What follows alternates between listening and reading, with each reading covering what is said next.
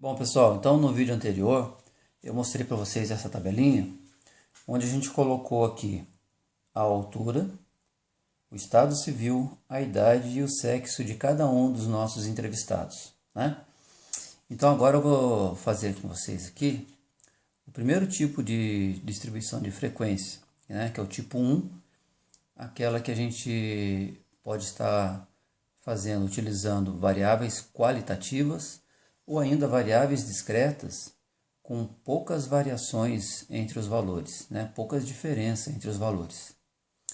Mas antes, pessoal, olha só, quando você tiver as suas informações dispostas em uma tabela como essa, a gente fala que essa tabela ela é uma tabela primitiva ou uma tabela de dados brutos, em que as informações aqui, olha só, elas estão totalmente desorganizadas. Você simplesmente pegou os valores, né, e colocou em forma de tabela sem nenhum critério, tá ok? E para que a gente comece a fazer a distribuição de frequência, a gente precisa fazer a organização da classe que você estiver estudando, tá? Da variável que você estiver estudando. E essa organização é chamada de rol, tá ok? Então tá bom. Então olha só, a gente vai pegar então a construção da distribuição de frequência dessa variável estado civil, tá? Então olha só, pessoal, eu já fiz aqui e o estado civil que a gente obteve naquela pesquisa foi solteiro, casado ou separado. Então essa aqui é o formato da distribuição de frequência da tabelinha que a gente vai construir. A gente vai ter aqui em cima os valores referentes à frequência absoluta. Frequência absoluta, pessoal, nada mais é do que a quantidade de vezes, né, que cada uma dessas informações aparece na sua pesquisa, tá ok? Frequência relativa é a proporção entre a frequência absoluta de cada item, de cada classe, né, pelo total, tá ok? Que a gente vai fazer aqui. E a porcentagem nada mais é do que essa frequência relativa vezes 100. Essa frequência relativa, né, também pode ser chamada de proporção, tá ok? Então, olha só, eu já relacionei aqui para a gente a classe em que aparece essa variável estado civil. Solteiro, casado ou separado, tá ok? E também, olhando nessa tabelinha, tá? Eu já fiz a contagem, aqui olha, né, do número em que cada um dessas classes se repete. Então, nessa tabela que eu mostrei para vocês, a gente tem 8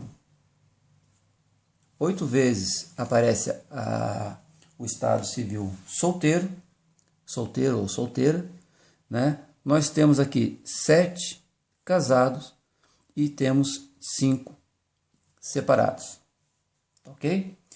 E aqui a gente vai fazer o somatório. Somando essa quantidade, ela tem que dar então o total da amostragem nossa, que no caso é 20, tá ok? Bom, beleza, pessoal. A frequência relativa é a proporção em que aparece cada um desses itens pelo total. Ou seja, você vai pegar aqui o número 8, o número de vezes que se repete a palavra solteiro e vai dividir pelo total 20. Fazendo essa continha, a gente vai chegar num valor de 0,4. A frequência relativa de casados, então, é 7 dividido por 20, que, fazendo essa conta, 0,35. E por último, nós temos que os separados são 5 dividido por 20, que representa para a gente uma proporção de 0,25. Tá ok? E a porcentagem, pessoal, nada mais é do que a gente pegar esse valor e multiplicar por 100. Tá?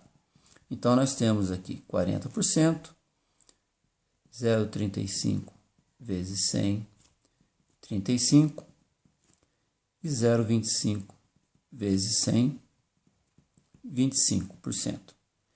Pessoal, o total aqui da frequência relativa sempre tem que fechar em 1, tá ok? E o total da porcentagem em 100. Beleza?